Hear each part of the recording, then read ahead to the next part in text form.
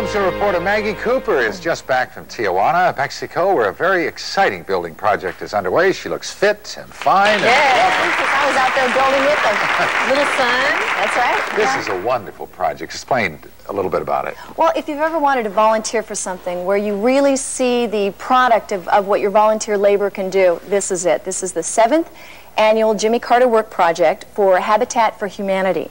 And they're building 100 homes in Tijuana and 7 in San Diego. They're very low income housing. And it's phenomenal what's going on down there. What kind of materials did you use? Well, let me show you. Believe it or not, this is polystyrene, and it's the same, the same stuff that you get these little containers are made out of. This polystyrene is covered with a wire mesh, and then on either side, these become the walls, and then on either side, cement is covered on either side, so that becomes the walls of the house. So fairly, really sturdy. They are actually very sturdy. Absolutely. Huh? Well, the construction process is as amazing as the goodwill and the hope for the future that I witnessed in Tijuana.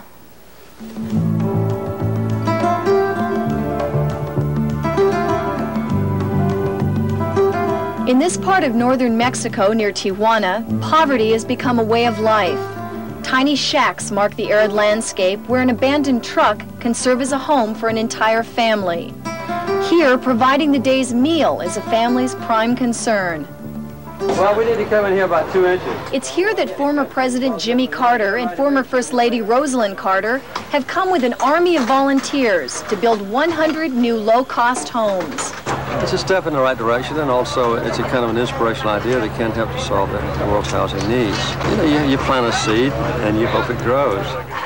With modern technology that employs lightweight polystyrene and wire mesh walls, the new community is literally rising out of the desert. We are trying out a new building technique here that we believe will have far-reaching benefits for communities around the world that don't have high-quality clay from which you can make bricks and Spanish tile, and don't have trees from which you can get lumber. But with this building technique, these panels are very light. Even the biggest panels, my wife and I have been carrying around without any problem. The plastic foam slabs, which are produced and cut right here in Tijuana, serve as insulation and give form to the wall sections. This inexpensive but sturdy design was first used in Sweden. The strength comes from the wire mesh covering and how it's tied together and braced to the concrete foundation and the roof beams. All the wall surfaces are then plastered and painted. The finished result is a traditional-looking house that will last for generations to come. Much of the work is done by volunteers who come from around the world to help those in need. Where are you from? I'm from Wayland, Iowa. I'm from Greenville, South Carolina. I'm from Acton, Massachusetts. From Aschaffenburg, West Germany. Right now I'm working with a Mexican guy. He doesn't speak any English, I don't speak any Spanish, but we put on a roof together, and it's terrific to see a house raising up, with all different kinds of people all over the world. I'm so glad to be here, and I will never forget about this experience.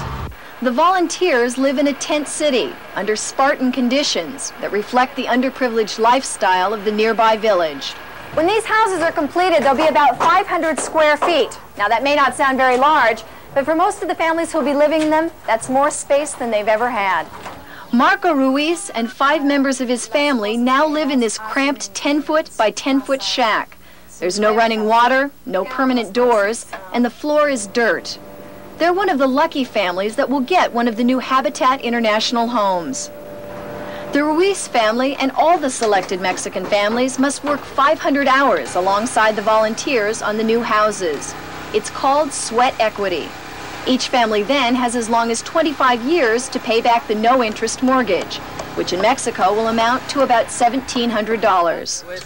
Adan Huesca. Adan, like Adam.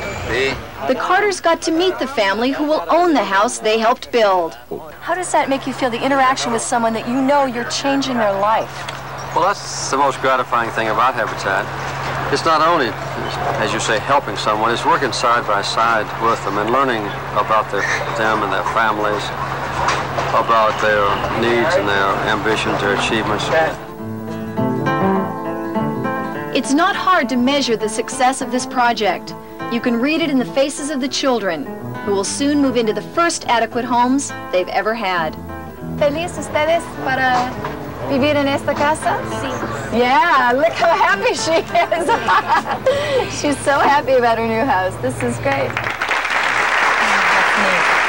That is great stuff. Well, you know, this is only one of the projects that Habitat for Humanity has. They're also building houses in the United States. They're building 50 in South Carolina, some more in Seattle, and next year in Miami there'll be another Jimmy Carter Works project. So really, it seems like the volunteers were getting a lot out of it, besides, obviously, the recipients of the housing. Oh, absolutely. How were they picked? Yeah. Well, the families were picked on basis of need. There were 100 homes in Tijuana, 160 families applied, so it was the most needy families, really, were the ones. And if you wanted to volunteer for something wonderful like this? Absolutely. If you want to volunteer, if you want to take part in Habitat for Humanity, the number is 1-800-HABITAT.